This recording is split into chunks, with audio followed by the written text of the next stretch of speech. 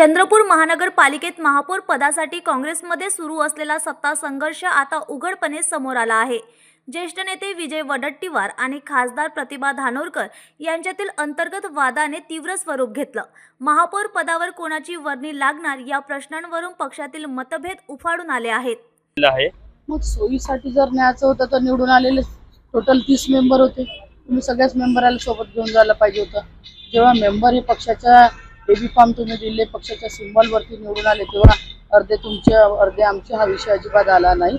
आणि खरं तर हा मतदारसंघ माझा आहे। मी त्या काँग्रेसची खासदार म्हणून त्या ठिकाणी काम करत आहे आणि कोणी बाहेरचा माणूस येईल आणि अशा पद्धतीचं काम त्या ठिकाणी करेल, खरं तर हे पक्षासाठी देखील चुकीचं आहे।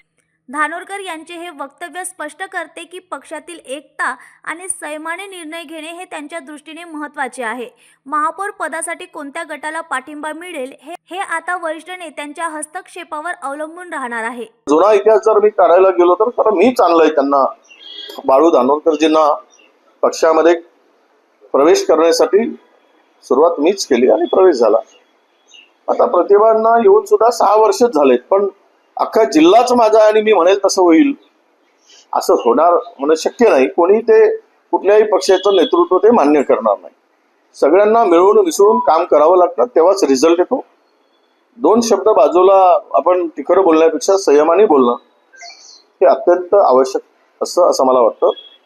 काल ज्याने जे काही वडेट्टीवार यांचे आक्रमक वक्तव्य दाखवते की पक्षातील अंतर्गत मतभेद आता खुलेरित्या समोर आले आहेत। धानोरकर समर्थक गट आणि वडेट्टीवार गट या दोन्ही बाजू आता आमनेसामने आहेत। पक्षातील एकता टिकवण्यासाठी वरिष्ठ नेतृत्व पुढे येईल का आणि महापौर पदावर कोणाची वर्णी लागणार हे पुढील काही दिवसात स्पष्ट होणार आहे।